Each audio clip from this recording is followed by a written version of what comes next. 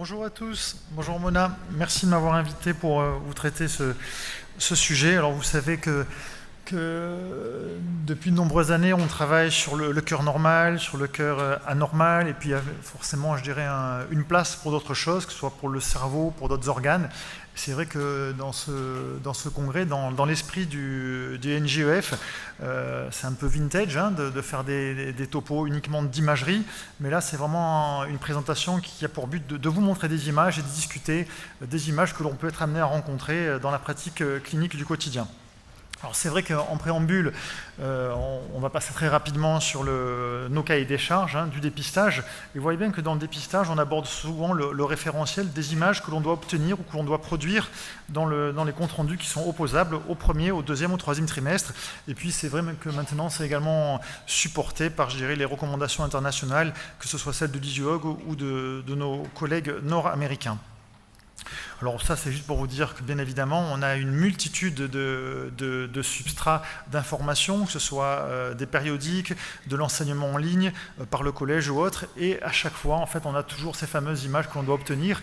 Et depuis quelques années, on a réussi à simplifier l'analyse du cœur par cette fameuse analyse séquentielle étagée par le biais de coupes transversales parallèles depuis l'abdomen jusqu'au-dessus des gros vaisseaux au niveau, en fait, des épaules. Alors, le plus souvent, quand on aborde l'imagerie, et puis quand on commence, il faut toujours essayer de faire les choses de manière assez simple. Et puis, les gens ont je dirais, l'espoir de se dire que finalement l'approche imagérique est une approche binaire, à savoir normal, anormal, habituel, inhabituel. Alors vous avez vu qu'il y a souvent les flèches qui vont des deux côtés, et dans la CNEOF, en fait, il y a tout le temps marqué, habituel, image d'aspect habituel ou image d'aspect inhabituel, sans forcément préjuger du caractère normal ou anormal, parce que c'est souvent délicat je dirais, de dire que quelque chose est anormal, et quelquefois on n'est pas capable de dire qu'une structure est anormale au moment où on la voit, du fait de sa temporalité ou du fait des limites techniques. Et en fait, on voit encore qu'au travers de tous ces schémas, on a finalement de nombreuses publications et de nombreux substrats d'imagerie qui en fait alimentent tout le côté atlas d'imagerie normale, atlas d'imagerie anormale, avec, je dirais, toutes les pathologies qui sont passées en revue. Et finalement, on a très peu de substratum, si ce n'est quelques case reports par-ci par-là, à une troisième entité qui est les variantes. Alors les variantes, c'est vrai que depuis de nombreuses années, je me rappelle, il y a peut-être plus de 15 ans déjà, j'avais fait un atelier sur les variantes dans l'imagerie cérébrale fétale, et on peut le décliner pour le tube digestif, pour l'appareil urinaire, pour certains organes d'intérêt. C'est vrai que le cœur s'y prête bien, en particulier pour la création, l'existence d'une troisième entité, qui est les images présentant un aspect inhabituel, mais qui sont normales.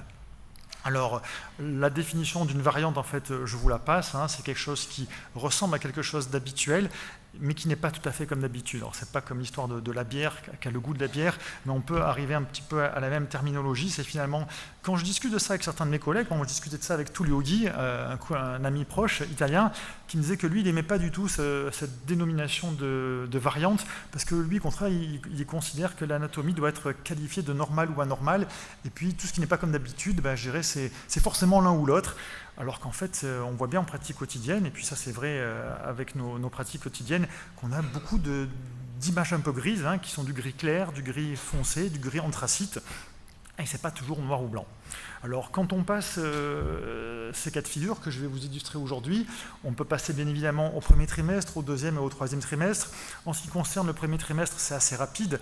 De temps en temps, de manière exceptionnelle, on peut avoir un petit épanchement. Alors j'ai plus souvent des patientes qui m'ont été adressées pour la présence d'un petit épanchement pleural que pour un épanchement péricardique, qui peut être transitoire, mais qui nous laisse toujours en fait perplexes devant son évolution, ce qui peut se cacher derrière. On peut avoir la présence de focus hyperéchogène intracavitaire. Et puis, pour ceux qui utilisent le Doppler au premier trimestre, le Doppler couleur, qui maintenant doit être recommandé depuis 2023 par la CNEOF, on peut voir la présence d'une petite fuite tricuspide ou mitrale, ou mitrale. On peut avoir une petite fuite qui intéresse l'une ou les deux valves AV, plus ou moins importantes. Alors, le caractère de variante ne peut être considéré soit de manière prospective ou rétrospective par le suivi longitudinal, du fait qu'on connaît l'issue qui devient normale, ou au contraire que le signe disparaît dans le temps. Alors ensuite, quand on passe au deuxième ou au troisième trimestre, là où c'est beaucoup plus intéressant, on va passer en revue un certain nombre de signes qui intéressent d'une part l'admission, donc la coupe dite des 4 cavités, et puis ensuite les différentes voies d'éjection. Donc là, pareil, on peut avoir une fuite modérée, qu'on voit au Doppler couleur au niveau de la valve tricuspide, beaucoup plus rarement au niveau de la valve mitrale. La quantification de cette fuite peut se faire au Doppler pulsé, ou sinon par la caractérisation de l'importance de son jet, et puis la présence de focus hyperéchogène. Pour ceux qui ont mangé comme moi des genetic scans pendant des heures et des heures, des semaines et des semaines quand on était beaucoup plus jeune, c'est vrai que la recherche de ces signes s'intégrait dans un calcul de risque d'aneuploïdie, même si maintenant ça n'a plus lieu d'être. Mais bon, ce sont des diapositives à la fois actuelles, mais qui ont une connotation toujours un petit peu vintage.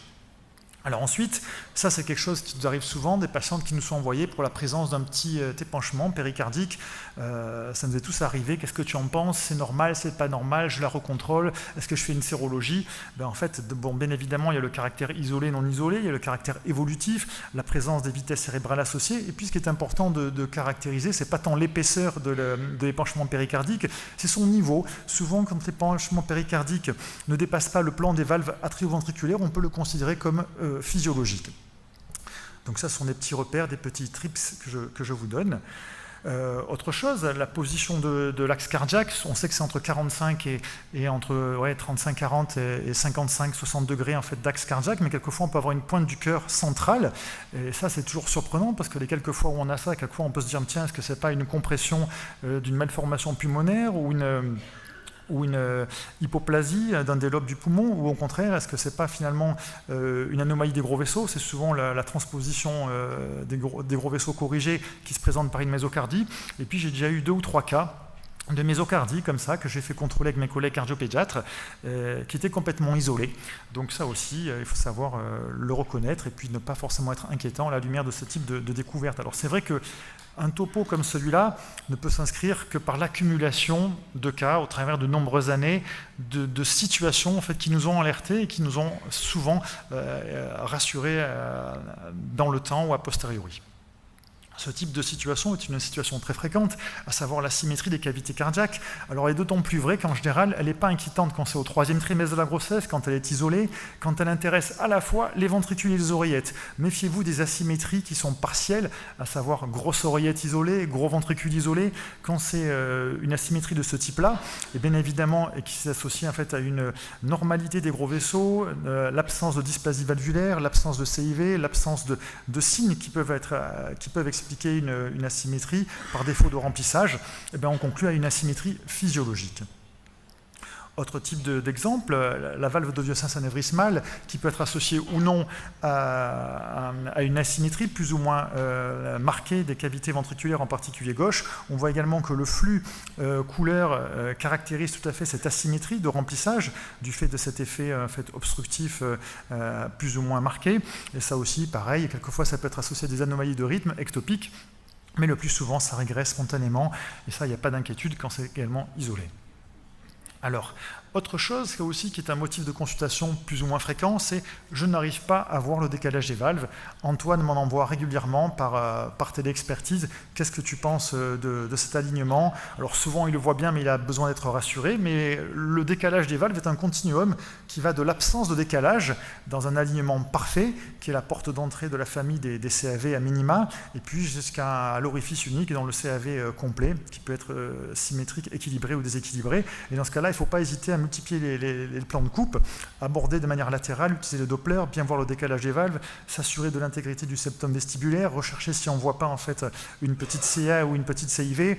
Au pire, vous utilisez en fait une coupe courax biventriculaire pour regarder le plan de l'ouverture des valves mitrales et tricuspides pour rechercher un équivalent de fente mitrale. Mais là, bon, si vous avez un doute, vous demandez à un collègue de vérifier. Et puis, quelquefois, on peut très bien dire, j'ai souvenir de quelques exemples en effet, j'ai l'impression que c'est aligné. Et puis, dans ce cas-là, on ouvre la discussion du risque d'anomalie chromosomique sous-jacent avec la patiente et de l'intérêt d'un prélèvement. Ça a dû m'arriver peut-être, je sais pas moi, moins de 5 fois en 20 ans de devoir faire un prélèvement sur une impression d'alignement des valves isolées. Alors ensuite, on a toutes les anomalies, en tout cas, ou toutes les variantes.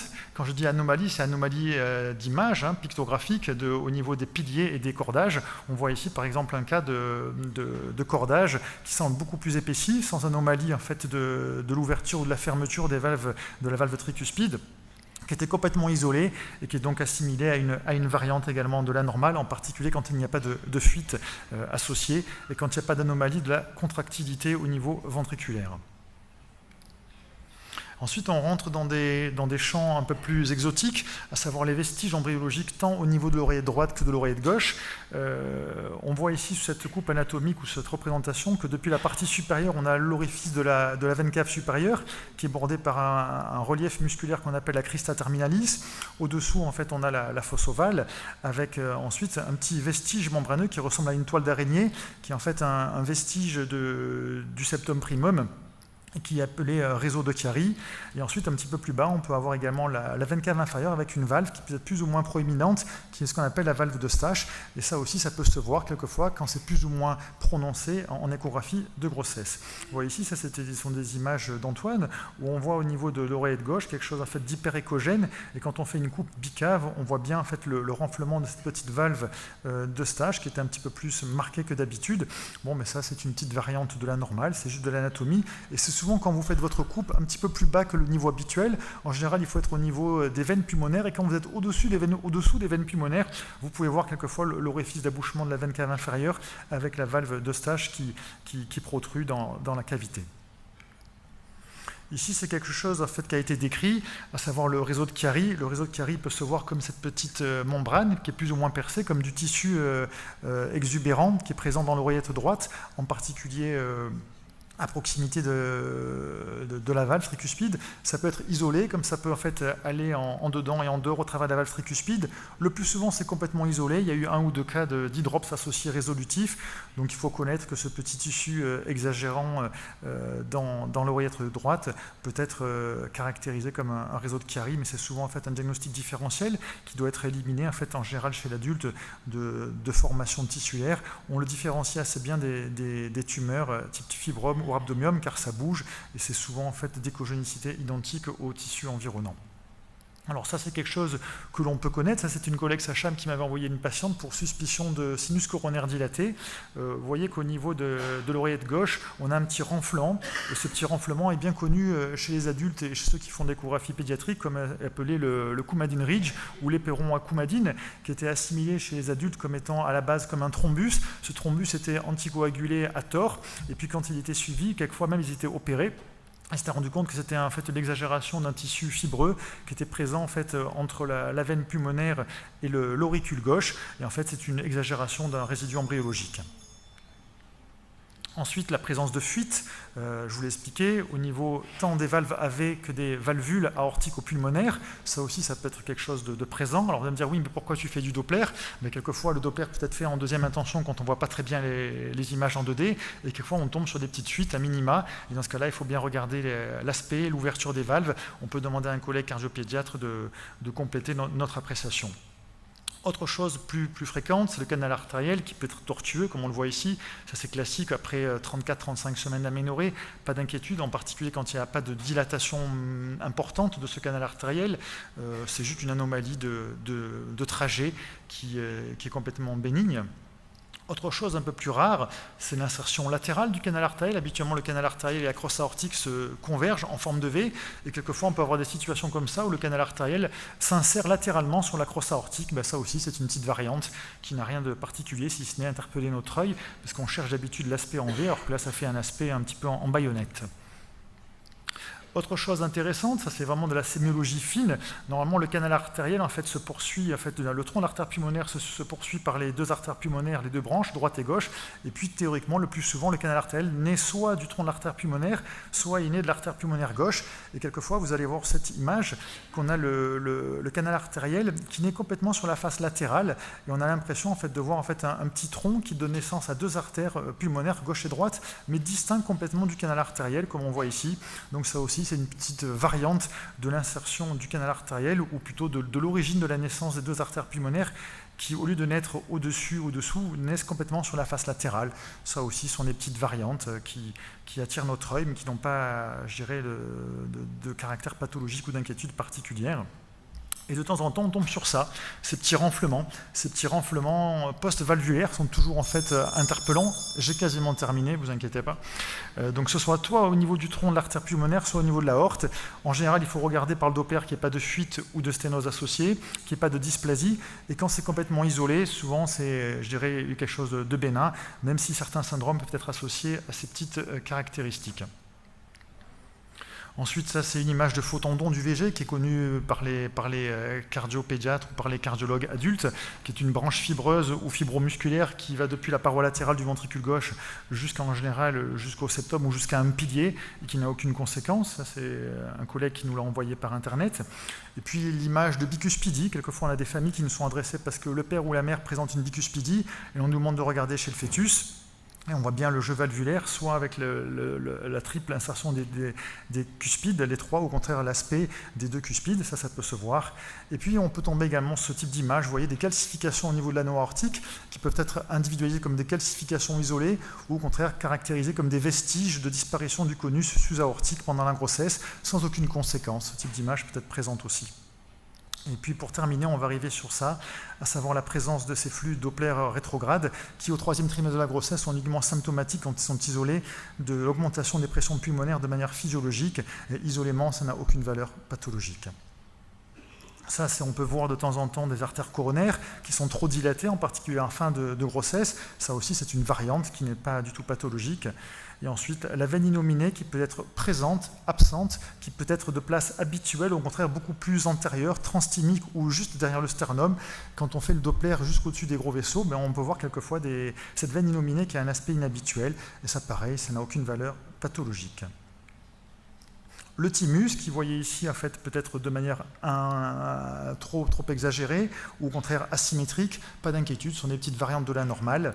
Donc c'est juste pour vous dire qu'on peut faire en fait toute une après-midi de variantes, et encore là je les ai regroupées sur cette présentation-là de un quart d'heure ou 20 minutes, parce que j'ai un petit peu dépassé, mais qu'il existe réellement une place dans nos atlas, et en particulier dans la bibliothèque du collège, pour alimenter toutes ces images et pour rassurer nos collègues et nos patientes. Je vous remercie.